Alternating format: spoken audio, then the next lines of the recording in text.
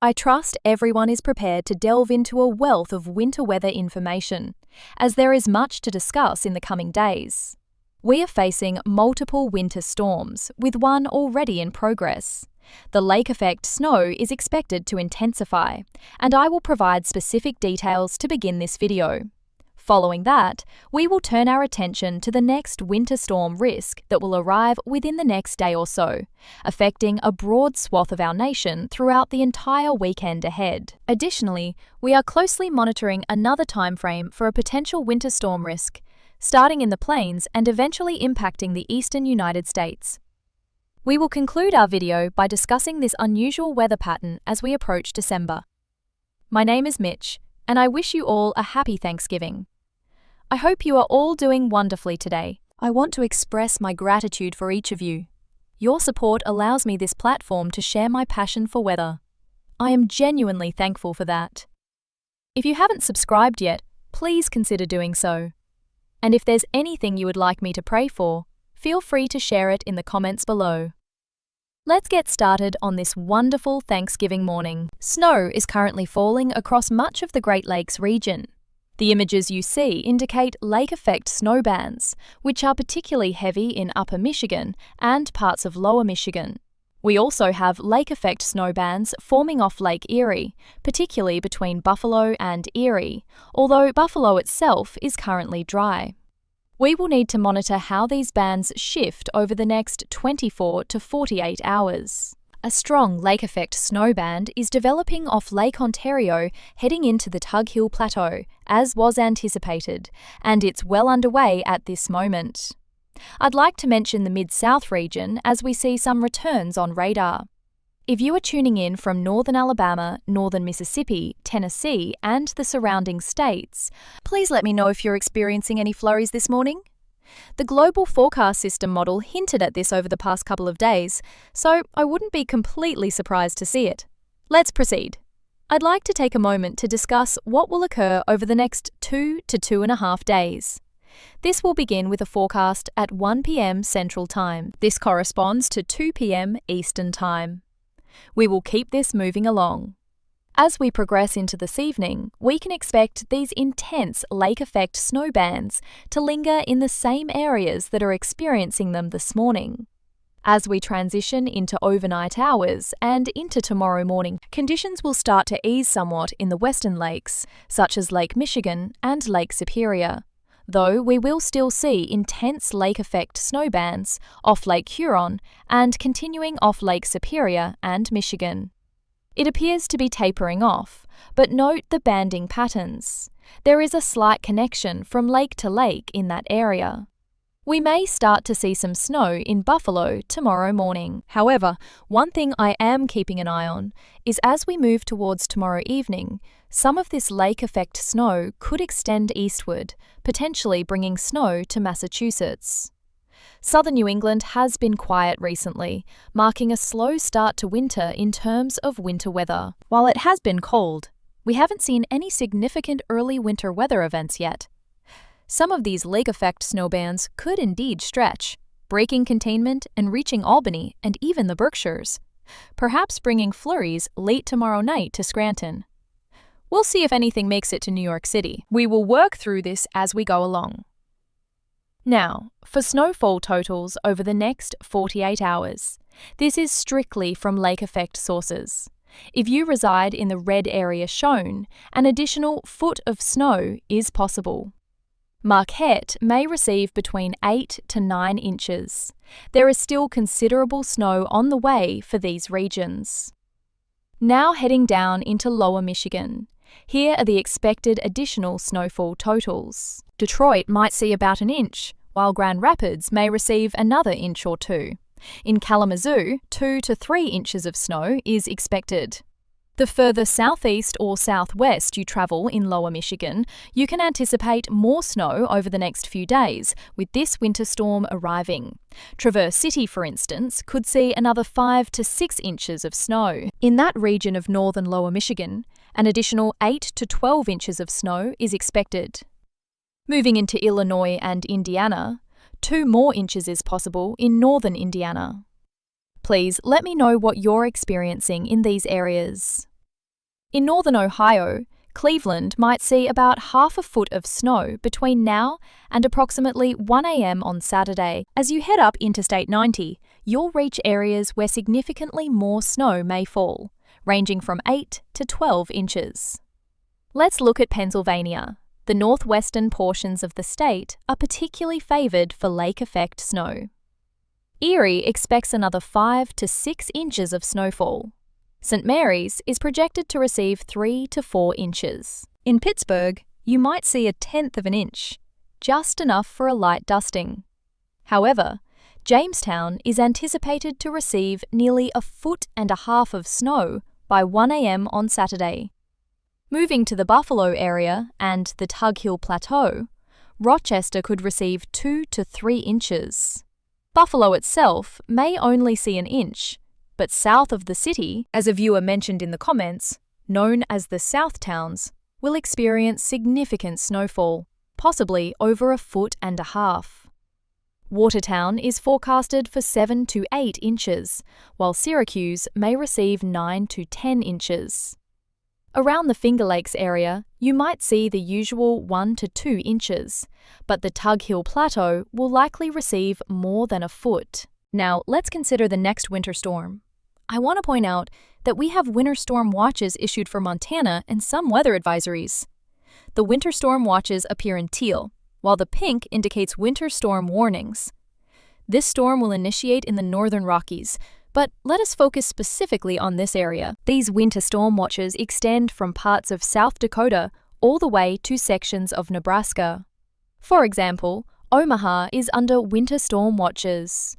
Des Moines has a significant portion of Iowa affected, nearly the entire state, with only a few counties in the southwestern portion excluded. We even have winter storm watches extending to St. Louis. This storm has shifted to present more wintry conditions for your areas.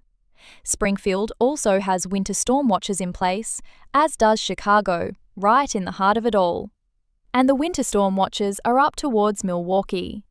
Also in Madison, Janesville, though you are safe from this storm in Minneapolis, with winter storm watches in Rochester below you. I anticipate that more winter storm watches will be issued, including additional sections of Indiana and Lower Michigan within the next 24 hours or so. It's important to mention that we have the North American mesoscale model available, and then we will switch to the European model. I posted a poll asking which site you all prefer, this one or Weatherbell. My plan is to utilize this site for shorter-term forecasts and switch back to Weatherbell for longer-range ones. I believe this approach will be best for now, and I hope you all appreciate it. We will kick things off tomorrow morning at 8 a.m. Eastern Time. If you are in Central Time, please subtract 1 hour. Now, moving forward, as we reach tomorrow afternoon, we will start with a strong band forming here. Initially, it may bring a mix of rain and snow, but I believe it will mainly be snow. In Sioux Falls, down to Omaha, you might start experiencing a wintry mix. However, everything should blossom significantly as low pressure develops to the south. As we approach 9 or 10 p.m. tomorrow, the heavy band should become more established. This will continue into 3 or 4 o'clock in the morning on Saturday. Let's take it straight to daybreak. By 7 or 8 o'clock on Saturday morning, snow will still be falling back in the Dakotas and Montana. Some snow might reach as far south as Denver. While there's a little dry slide, heavy, wet snow is expected in Omaha and Lincoln. How does it begin? Does it start as snow in Omaha? Does it switch between rain and snow? For instance, notice the pink area indicating a wintry mix. Des Moines will experience all snow for most of Iowa. Nevertheless, there appears to be a warm tongue associated with this low pressure system. Let's not get caught up in the intricate details. Let's focus on the broader perspective here. Around 8 or 9 a.m. Saturday morning, heavy snow will be moving into Milwaukee, Chicago, and Madison. Look at St. Louis below. It's tricky. In St. Louis, you may start with a wintry mix before transitioning to heavy, wet snow. Those on the southern edge of this precipitation field may face challenges due to surface temperatures. But if you're just cold enough for snow, you could receive substantial flakes, as I like to say, similar to cotton balls. Not literally, but those fluffy flakes are definitely possible in this region, around 6 or 7 a.m. Saturday morning. As we move forward, we'll push through the max capabilities of the model, reaching midday Saturday. If you're excited about football and snow, this is rivalry weekend across the Midwest. I might have said it was Big 10 earlier, but it's actually Big 12 now. There are some exciting games like Ohio State versus Michigan, among others to watch. We will be dealing with a significant winter storm moving across the Midwest. Chicago expects all snow, and we will keep a watchful eye on trends. The finger of snow here shows potential heaviness in Indianapolis, where it might start with heavy, wet snow. We are picking up where we left off. I apologize if I missed mentioning certain towns and going back and forth with states. Let's return to the latest European model update. We are just about to receive it. Not much has changed.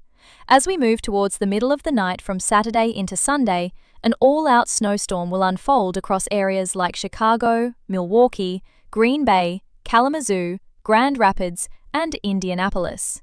Snow will soon extend into Detroit. It will be pure snow. It is time to check the latest European model. Although not yet available, we are about to receive the newest data.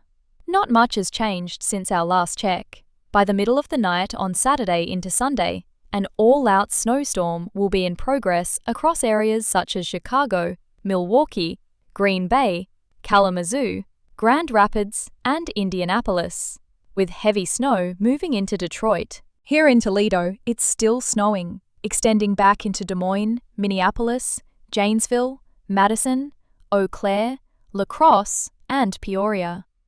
There is a cutoff, with rain expected to begin in St. Louis. Kentucky will see all rain, but keep an eye on northern Kentucky. Evansville appears to be all rain for this specific forecast. Let's look ahead to Sunday morning. Snow continues across nearly all of Michigan, with snow falling on top of previous accumulations. The weather system begins to advance into the eastern United States, particularly the Northeast.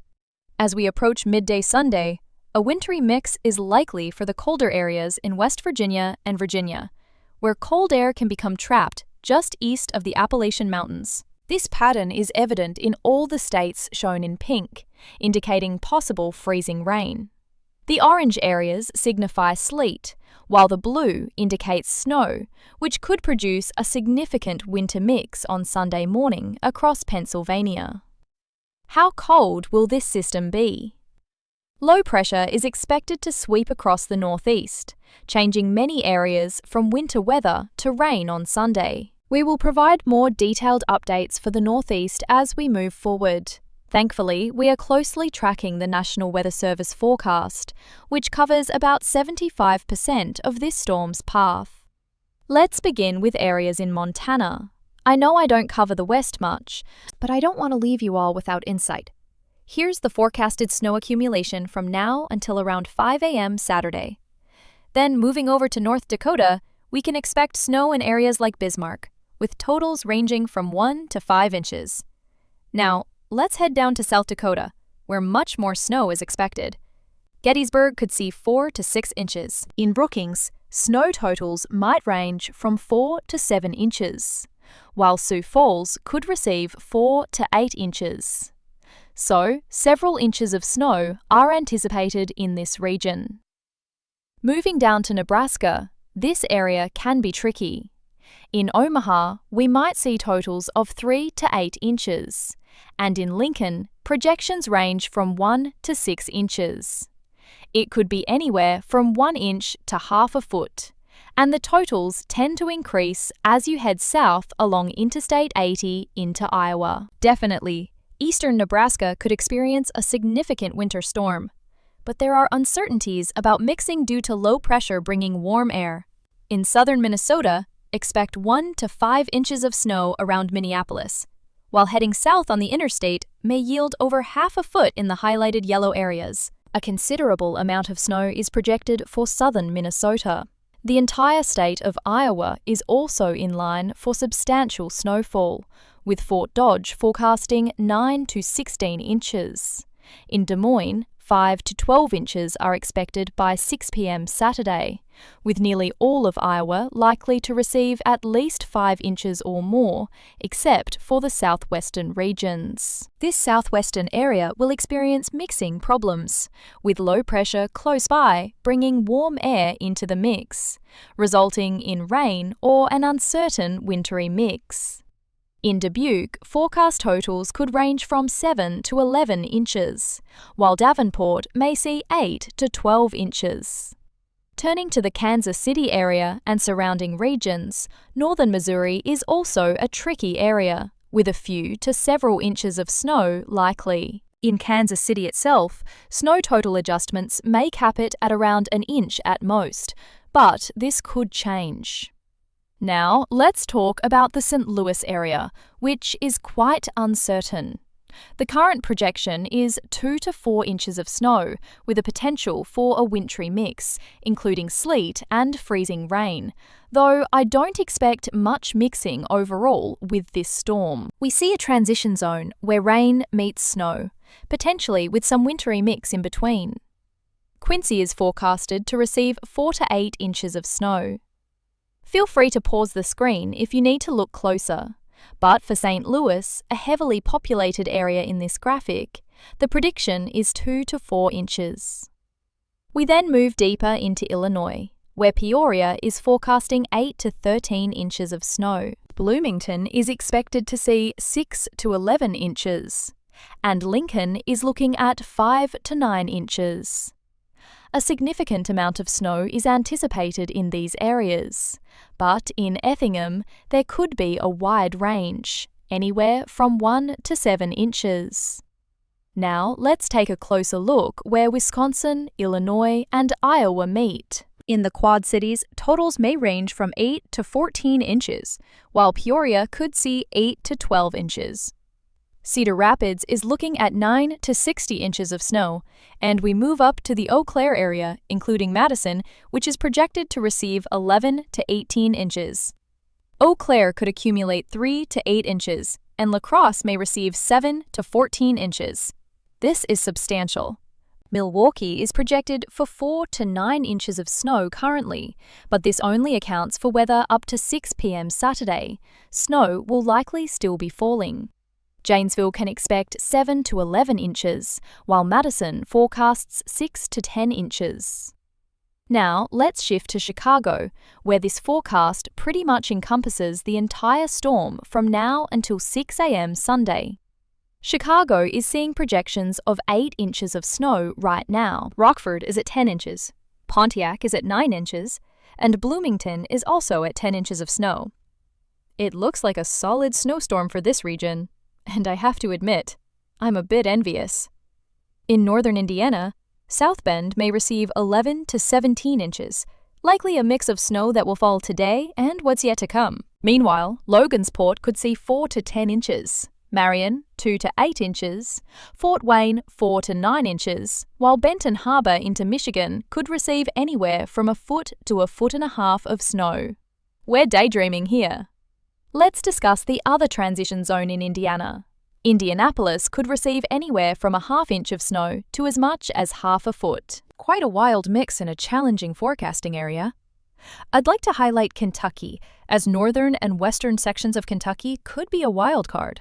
Some areas may start as light snow and possibly transition to snow at the end of the storm. We'll need to monitor this closely. And just to clarify, we're not yet reaching the National Weather Service forecast for Ohio eastward. So let's look at the 24-hour forecast off the Euro Ensemble. You'll notice the storm moving in, with snowfall predictions of 4 to 5 inches for northern Ohio and around Detroit. This information is crucial as we approach the next 24 hours. The interior Northeast also has some snowfall expectations during this time frame. We need to confirm the precise location of low pressure as it travels over this area into Sunday and Monday. This is bound to be a challenging forecast for the Northeast. I'd also like to emphasize that we may see some icing, particularly at the onset of the system during the latter part of the weekend into early next week. A few tenths of an inch of ice could form, which may warrant winter weather advisories and possibly some winter storm warnings in areas prone to heavy wintry precipitation in West Virginia, western Maryland, and the higher elevations of Pennsylvania and Virginia. And even some icing could affect favoured parts of North Carolina. Now, I need to slow down. I feel like I've been talking non-stop, but have not. Let's turn to the south-central United States. We'll start with the southern plains. This is the outlook for Sunday morning. Let's ensure we have the latest updates. Sunday morning brings in fresh energy and colder air. The most recent Euromodel predicts moderate snowfall emerging across Kansas, even in the panhandle of Oklahoma and Texas as we move into Monday. Light snow may reach as far down as Oklahoma City and Norman. A wintry mix is expected in northern Arkansas, gaining strength in the early morning hours of Tuesday next week. Additionally, light snow may move across parts of Missouri and then clear out. Let's now consider the Euro's outlook for the rest of the eastern United States in the next week. We only have a 144-hour forecast, but I wanted to share the most up-to-date information. Tuesday morning shows low pressure already moving across Alabama. This does not bode well for the I-95 corridor for the mid-Atlantic and southern areas. However, light to moderate snow develops in the Midwest, producing accumulation of snow atop previously fallen snow across the Ohio Valley. Areas in pink indicate a wintry mix in those cold air damming regions. Heavy snow will likely invade colder areas in northern Kentucky and northwestern Tennessee, with lighter snowfall expected in Indiana, Illinois, and Ohio. But this system strengthens as it moves into colder air, leading to an all-out winter storm late Tuesday in the Ohio Valley, Kentucky, Ohio, West Virginia, Pennsylvania, and western Maryland. You can see a snowstorm developing Tuesday night in southern New England, potentially mixing across Long Island and New York City, which will be right on the edge of the storm. This final graphic shows the system extending until about midnight Tuesday night, marked by an ongoing winter storm. Looking back at last night's run, it suggests a colder outlook compared to earlier forecasts. Superseding forecasts, we now return to the GFS model, which appears much more vigorous in the initial stages of this system. Winter weather advisories are anticipated across Kansas. There's a band of heavier snow crossing northern Missouri, with snow moving into Oklahoma. A wintry mix will develop throughout central and northern Arkansas. Freezing rain may also occur in the pink regions, while sleet is indicated in orange, leading to a comprehensive winter weather event across Arkansas and western Tennessee by Monday evening. The GFS model is displaying greater intensity for our friends in the southern plains. As we review the GFS model for the eastern United States, it aligns with a similar trajectory, indicating low pressure traversing the deep south, but presenting a more robust winter weather scenario. The Euro model is gradually synchronizing with the GFS, aiming for a more substantial precipitation system. When I say more substantial, I refer to significant snowfall and wintry weather events, with icing also possible in the pink regions, starting with snow in Washington, D.C. However, it suggests a more robust winter weather scenario. I will tell you that the Euro model has adjusted towards the GFS, moving from a suppressed pattern toward a more active system. The Euro has shifted to suggest more significant precipitation forecasts.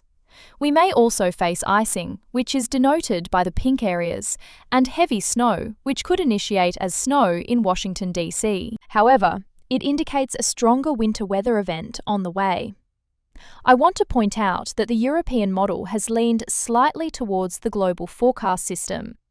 Initially, the European model suggested a more subdued system, but now it aligns better with a more robust forecast regarding precipitation. By robust, I mean increased amounts of precipitation.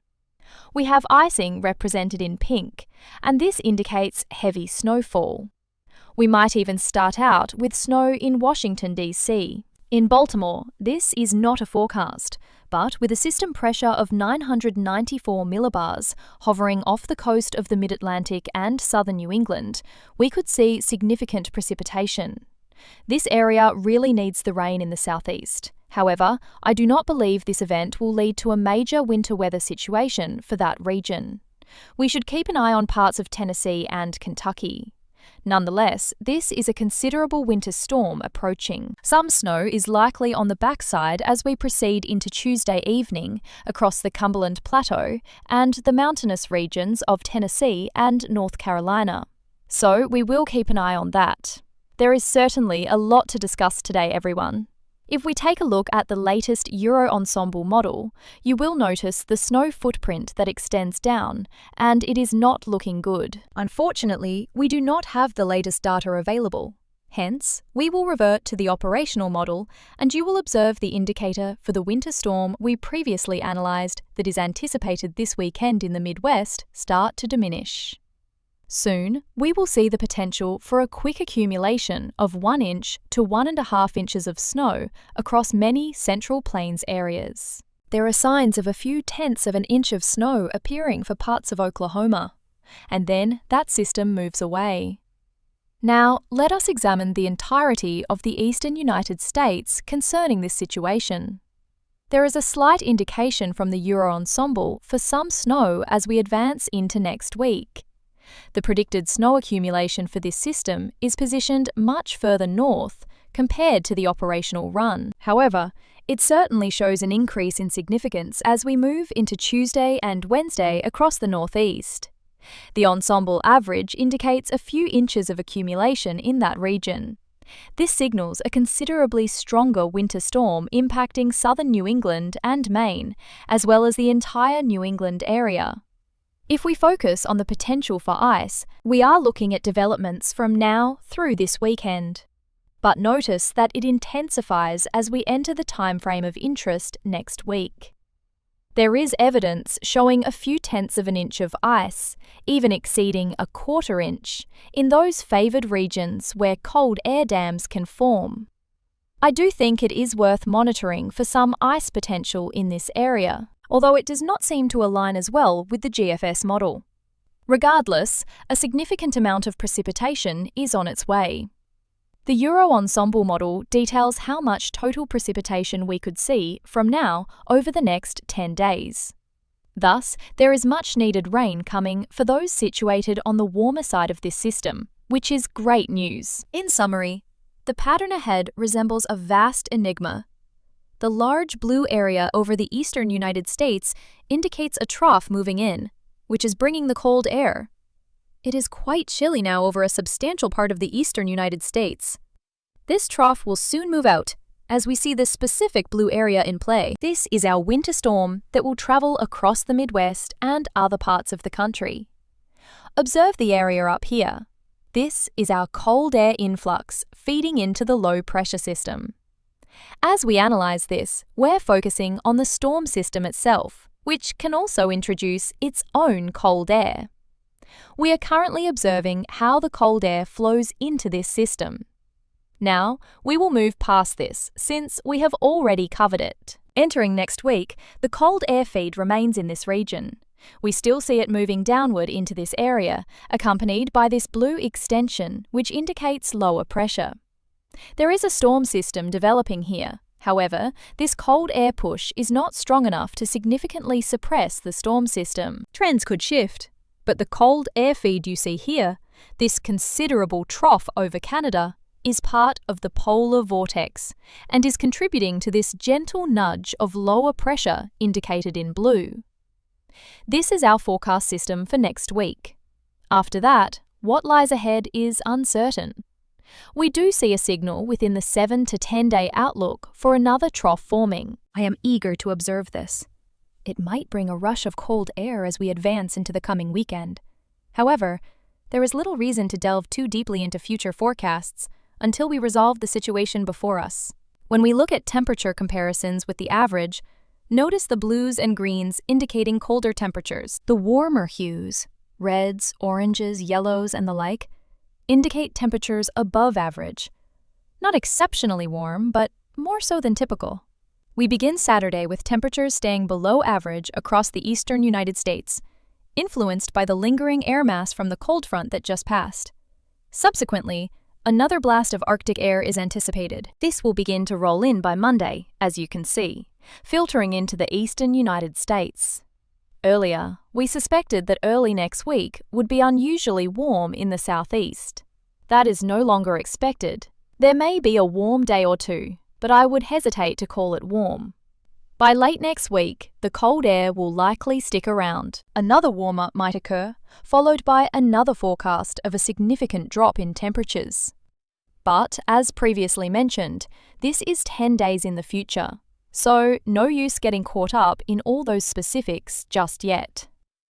To summarize, what's the latest regarding the Madden-Julian Oscillation, or MJO, that we are monitoring? Let's click on this to see if there are any updates. But it appears there are no fresh insights. Simple enough. So, let's return to our discussion.